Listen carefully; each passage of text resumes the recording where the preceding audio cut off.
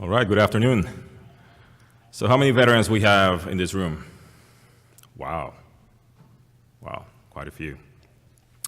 So it's been more than 10 years since I've attended my last SAME conference. This is my first conference as a civilian. I've been a civilian for many years now. But before I introduce myself, I want to talk about this younger, lean and mean version of myself, which I am no longer. Back in those days, I was an active member of the Coastal Carolina chapter for SAME. Any members from the Coastal Carolina chapter, by any chance? No? Okay. That was a new chapter back in 2004, I believe, is when we started the chapter. And then one day, the president for the chapter, Joe Angel, walks into one of our meetings looking for a volunteer to develop the chapter's first webpage. And I guess he thought, since there were a significant amount of junior officers and millennials, that someone had to know how to develop a web page, right? Like millennials just poop web pages every day. But he was wrong. No one really knew how to do it. But I have this condition that forces me to volunteer to do things I am completely self-conscious I know absolutely nothing about, and volunteer. Got it done. We had to get it done in like a few days, is what he had requested. So got it done in a few days, and despite not knowing anything about web pages, and with the help of Google, I was able to develop it. And I'm happy to report that I looked at the chapter's webpage last week, and they finally found the money to pay someone to get it done right. So that's a good thing. But I think, I guess the message is, military service, SAME, professional associations, it's all about volunteering. And that's what I do. That's what I'm about. I love volunteering. I love getting uncomfortable and doing things that I've never done before. And in a similar fashion, I'm here because I, once again, and not for the last time, volunteered to be here and talk to you about the leasing program. So my name is Mitch Ortiz. I'm the director for lease delivery for the Office of Construction and Facilities Management at the Department of Veterans Affairs. So my group and I, we manage the acquisition phase of leases from post-award until acceptance and transfer of the facility to the users. So that means we manage the design and construction of leases. Not all leases are supposed to be built, right? The idea is to find facilities in the existing market that can be leased to the government, but because of the requirements the VA has, because of the healthcare requirements, typically not necessarily VA requirements, a lot of the contractors and offerers and lessors and developers end up building the facility and then leasing it back to the VA for 20 years. And at this point, I want to make a distinction that my office manages the major construction program. So the major leasing program. Major leases are leases that are authorized by Congress. So the Veterans Health Administration, VHA, they manage the minor leasing program. So those are leases that are approved within the department. And I want to make sure you guys are aware of those differences, because those minor leases is where I think you will have a lot of opportunities to compete and develop your businesses. The mission of the Office of Real Property is to improve veteran access to healthcare and memorial benefits by providing excellent comprehensive real estate solutions. So ORP provides much more than just leasing services for VA. We also provide services in the areas of land acquisition, easements, licensees. However, the focus of my presentation today is to go over the major leasing program. This is just a summary of our current workload. So the two figures I want you to look at is the total active lease projects. We are currently working on 82 major leases, and they are at various stages of the acquisition cycle. About between 27 and 30 of those have been awarded to a developer, and we are under the design and construction phase at this point. And then the second figure is the total square footage. We're currently managing 5.3 million square feet of lease procurement, not managing leases in VA. VA has a significantly higher amount of leases that we are currently occupying or procuring under the minor leasing program.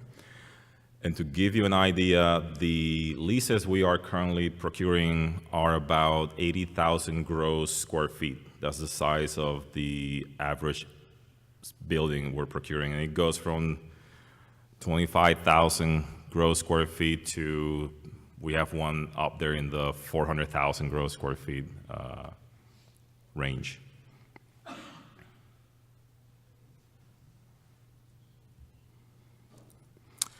And there's definitely a lot we could say about leasing. We could be here for days talking about the leasing program and the nuances related to leases.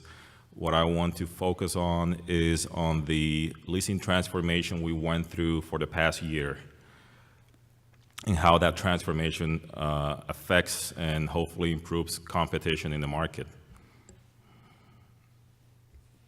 So at the beginning of the transformation, we set out a set of objectives. And even before we did that, we actually had several industry days like the one we're doing here today.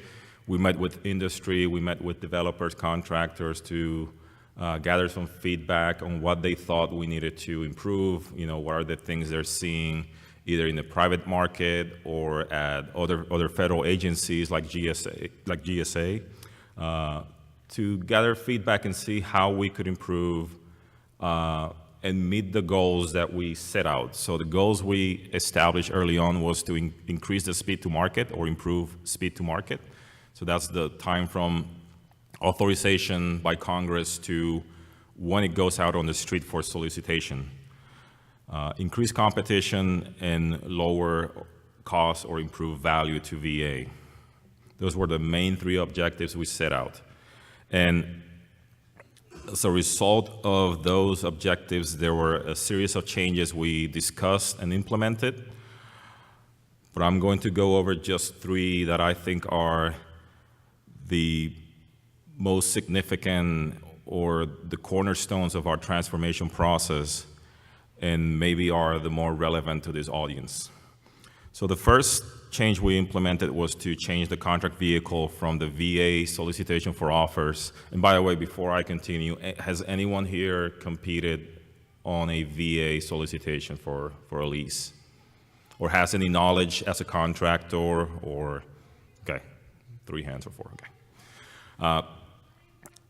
So VA had this document called the solicitation for offers, which was a VA-specific template or format. And we decided to go with GSA's request for lease proposal as part of our transformation process. So we went from a VA-specific format to one that is being used by GSA to procure a much more significant number of leases and square footage in the market.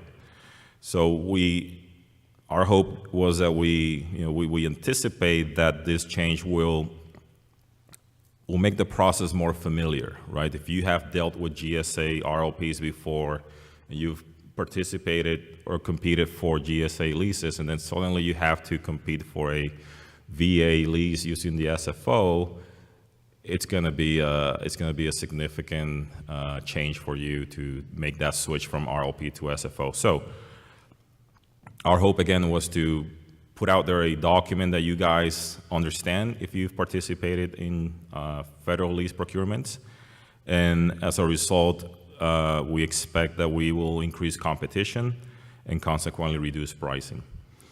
The second significant change we implemented was that we carefully selected the right set of the planning, design, and construction standards in lieu of continuing with the use of VA construction standards.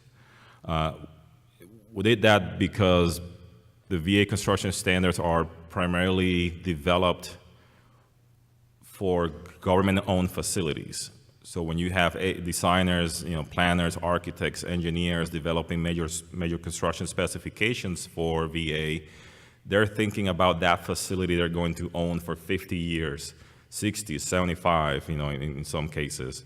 So they're adding a lot of resiliency, a lot of durability to those specifications, which in a lease procurement, the developer is transferring directly to the VA, because at the end of the 20-year term, as you know, the developer is not going to get back the value of that durability and that resiliency, because no one in the market is going to pay a facility that has a specific type of conduit, because as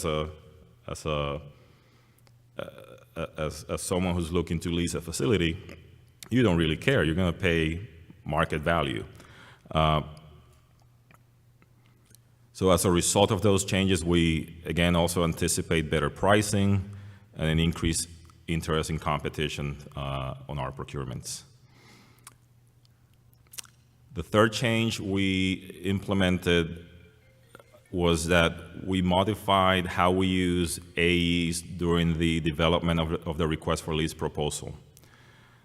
There's a lot we have done in this area, so if I were to summarize it, I would say that we went from developing a series of very specific, very detailed drawings and requirements to a much more performance-based approach to develop those requirements. So what was happening in the past was that we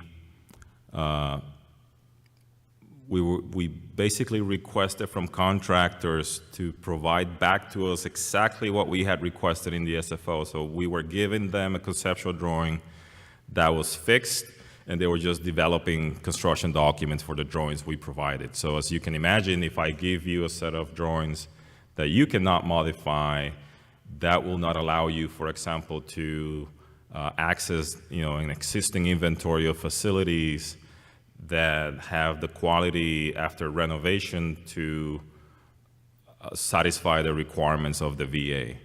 If I'm asking you a very specific layout, a very specific set of requirements, you're going to have to build it for us and then lease it back to the VA for 20 years.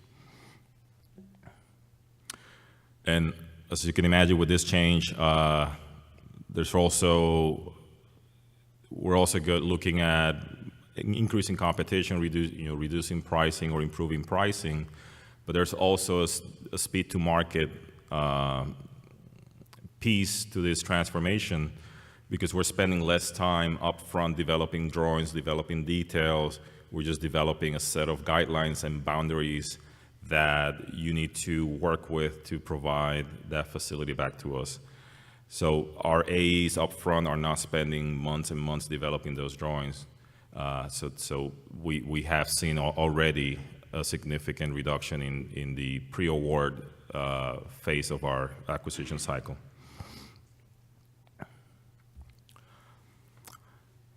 Our lease procurements continue to be best value, although there has been a small number of lowest price, technically acceptable procurements we have tried in the past few months. And it is our intent to make offers, to make an award based on initial offers. So again, if you've participated in any of our leases, we oftentimes go through a series of technical evaluations and requests for additional offers, and that happens for multiple reasons. I don't want to get into, again, the details of why that happens. Like I said earlier, we could be here talking about leasing for many days. But our intent with this transformation is that we're going to be able to make an award based on initial offers. Another change we've implemented is how we evaluate sites. So what I want to highlight about this requirement is that our office is no longer including or excluding offered sites or existing buildings during the market survey. So the result of the market survey will indicate the weaknesses of your sites that you have proposed or your existing building, and then that will give you the tools to make a decision if you want to continue competing for that solicitation. So Kingdomware, or known as the rule of two, does apply to VA major leases. I'm sure you have questions about this, and I'll try to answer those during the Q&A. This is basically the extent to which I'm qualified to talk about Kingdomware. It does apply, but there's a few things that I know, and I can try to answer your questions later on. And if you're interested in joint ventures and how it works, you can contact Tyrone with the Center for Veterans Enterprise. His information is on the screen. I'm also going to provide at the end of the presentation an email address. You can send us an email address and we can give you some of that information. We can make available this presentation to you, assuming, but I'm not sure if the society will make the presentation available in their website. If not, I can definitely send it to you. This is a list which you cannot read of 28 leases that are upcoming. This is not the entire workload we're managing. These are upcoming leases for FY19. And again, as I said before, we can make this information available to you by email, or unless the society will make the presentation available to all. With that, I just want to open up the floor for questions. Like I said, I didn't want to cover a lot of details about the leasing program because we could be here all day. I just wanted to give you enough to realize that we have made some changes, to know that if you had participated in our procurements in the past, things have changed. I had a conversation with one of our developers who completed a building for us 2 years ago, and that was a conversation we had. How you build that facility, how the contract looked like, it's completely different now. So that's kind of the message I wanted to convey, and then see what questions you guys have for me. And then hope that I can answer the questions, of course. Like I said, I'm not a contracting officer.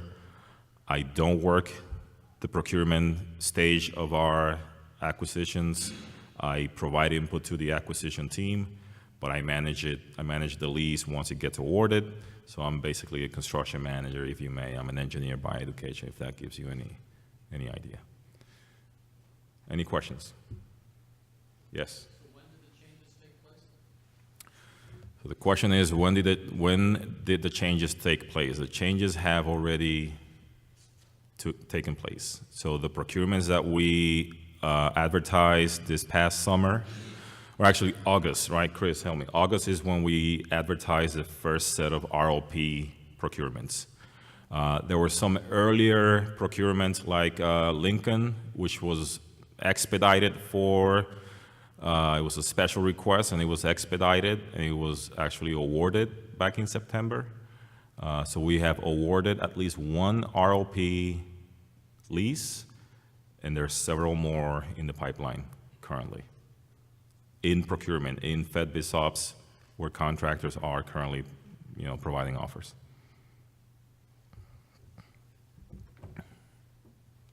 Let me go with him and then you. Okay. Yeah, go ahead, sir. You on the first row. Two quick questions then, maybe. One of them, initially I asked you about CM services for the lease when they're actually out there doing that. I think there was a source of SOT that came out just recently that we answered to. I don't know if you have any idea about the timeline, or it's going to be a VPA or an IDIQ. Is the sources sought the one that was sent a few months ago, and we had like an industry day in DC? Okay, so as of this week, I was working with contracting on that specific IDIQ. So we're looking to, and we're doing this for the first time ever. We have never used CM services on leases. We've used them on the major construction, the national cemeteries, which we're going to talk about after my presentation. Yes, we're looking at increasing the use of CMs for leases. What we're looking for is primarily not necessarily boots on the ground 100% of the time like we use them on the major construction. We're looking for a series of tasks, like, for example, review the CPM from the contractor, identify mistakes, make sure the logic hasn't changed, provide a report back to the VA so that we can communicate back to the contractor. Things of that nature. Monthly inspection, we're looking at managing our leases remotely, so we're not always going to have a resident engineer or a construction manager on site 100% of the time. We're looking at managing, doing more with less, refocusing our priorities on what it is that is inherently a governmental function, and then look at some CMs to do other things that are, again, more repetitive, lower risk type, duties that CMs can do. Yeah, thank you. The second part is just more of a question on Kingdomware. And is it the intent, or does the VA ever expect to use the Corps of Engineers or another federal agency to procure lease services for them? Because I know, for example, in the cemetery side, there are times where their contracting staff are just overwhelmed, can't get the stuff done, and they'll go to the Corps to do some work. Yeah. And it's been my experience that the Corps doesn't follow Kingdomware, and they don't think they have to follow Kingdomware, but just would like your perspective on that, because I would think that the rules would have to follow the money. Leasing is a bit different. So we had 28 leases that were authorized this past December. They were sitting in Congress for 4 years. They were, finally authorized, and we didn't have the capacity to manage the 28 leases. We had 27 we were working on. We had, we get 6 or 7 every year from VHA. So we decided to work on a pilot project with GSA where they're going to manage 7. GSA's legal counsel has concluded that they don't have to follow Kingdomware. They do not. And that's the extent, again, to which I'm qualified to tell you why or what's the rationale, but they have decided they don't need to follow Kingdomware. Okay. Sorry. So, kind of back to the Kingdomware. So, I guess along the lines of past performance. So, how many of your current projects have been awarded to an SDOSB or DOSB company? Myrtle Beach got awarded into Which one? Myrtle Beach, South Carolina. That was a joint venture, but I haven't seen any others. I'm just curious if I don't have that data with me. I couldn't tell you. I don't have that data with me to be able to tell you, a certain percentage or number of them are SDV OSBs. Sure. So but you're starting to see that a lot of these projects are being set aside. A lot of the leases, or RFPs, yeah. don't know. Again, I don't work the procurement side of our office. I work, with you guys once you get the contract. So I couldn't tell you how many have been set aside at this point. All right. Last question is, as you guys start to, might not be in your realm, I understand that. As you start to transition from non-veteran-owned business to veteran-owned business, how strong does the past performance need to be since you're starting to see these set aside? For leases, it's best value. So it's 50% technical qualifications and past performance, and 50% is price for the most part. And then with leases, you got to have the financial capacity and all those other requirements that are not the same, that are completely different from construction, from capital construction. So they're a bit different. But it essentially is 50-50 if it's best value. All right, thanks. Yeah. Yes.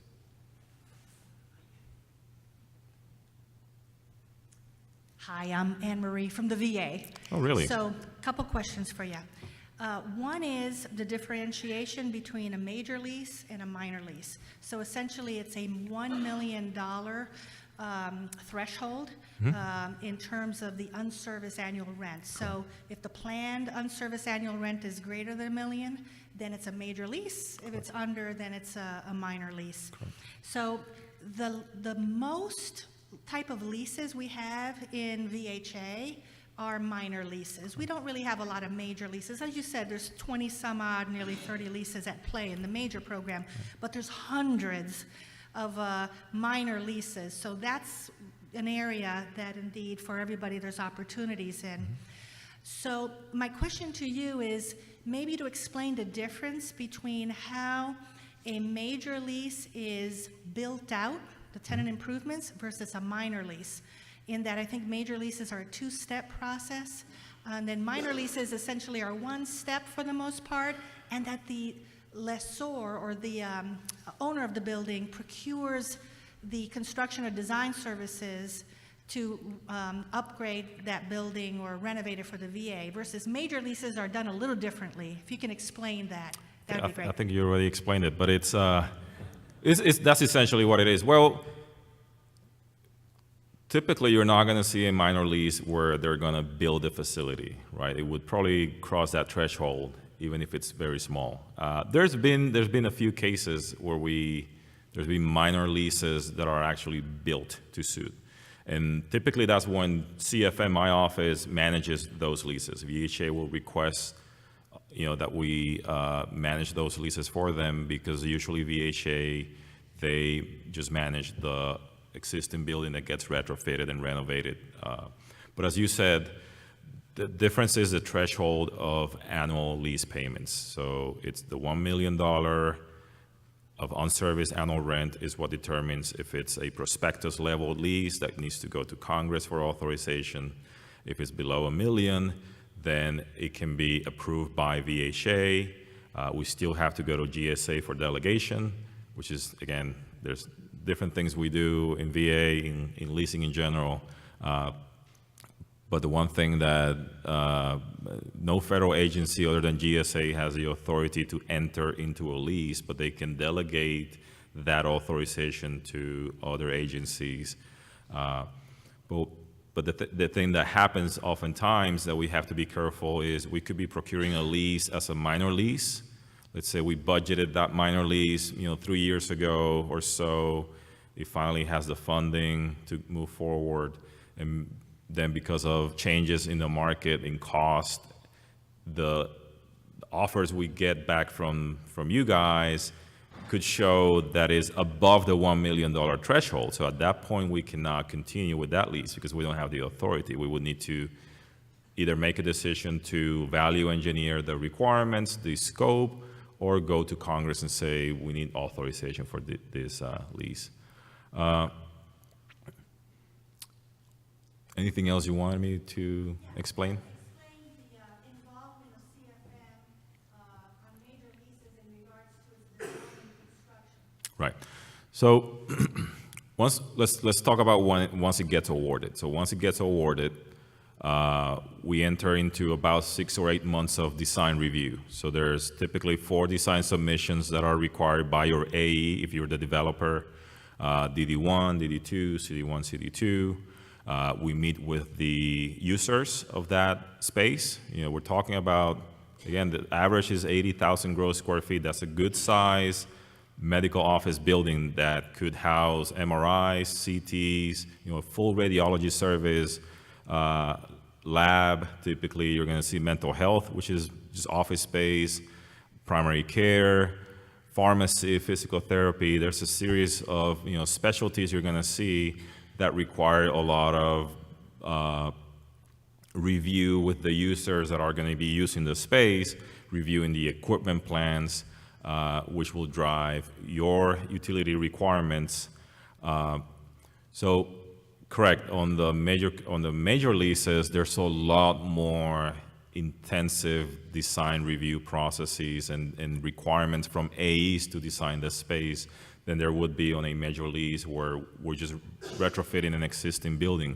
Typically, also with the minor lease, you're looking at a true business occupancy medical office building where some of our major leases are actually, if you're looking at Joint Commission or NFPA 101, they rate as ambulatory care occupancies.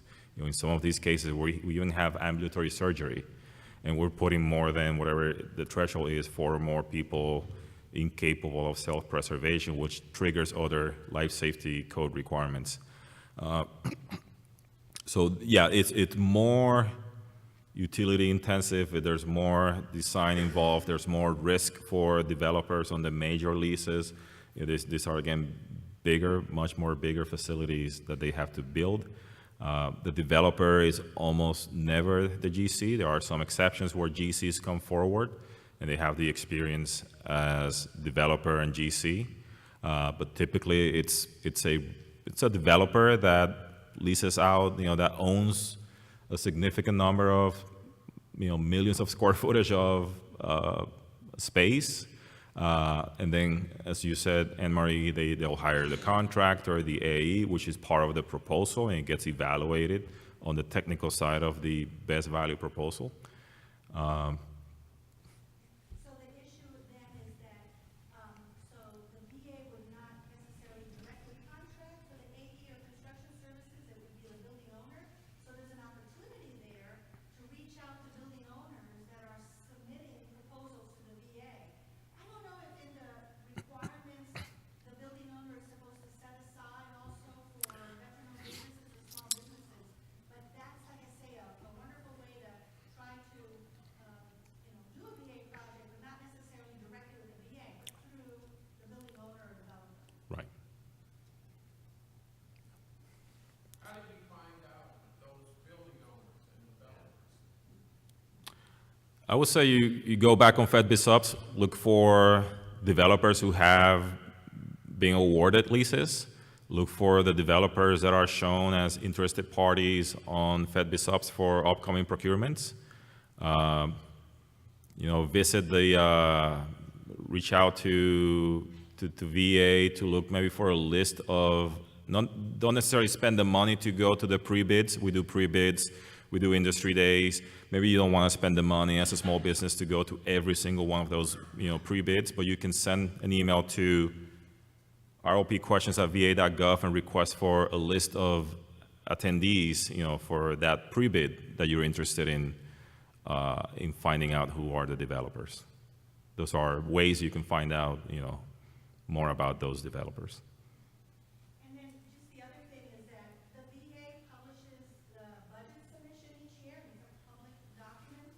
There's a volume called the Long Range Strategic Construction and Leasing Plan, and that document is a PDF, and you can actually download it and then use a search feature, maybe type in the word lease, and then it will basically find for you within that budget document all the facilities that are planning to issue a lease or replace a lease.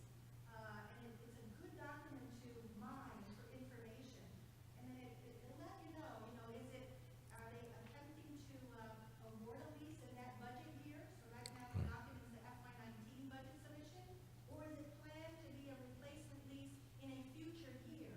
But it gives you an idea of what's coming up for leases, and that's across the VA.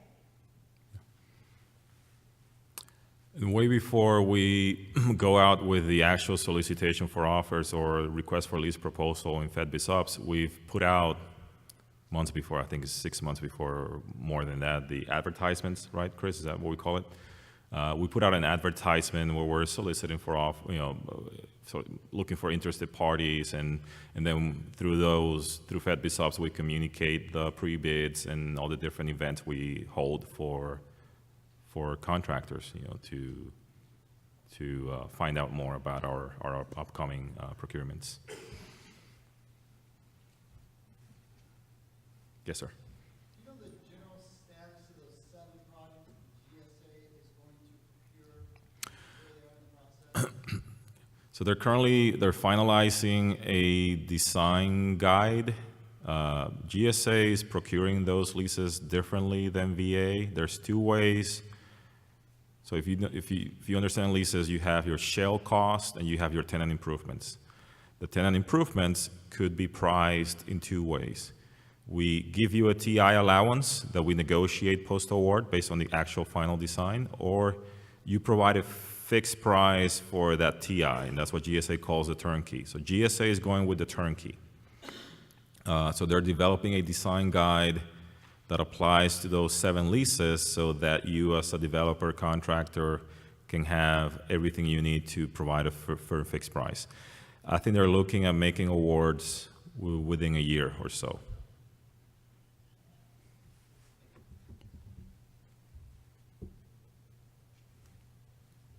Anything else?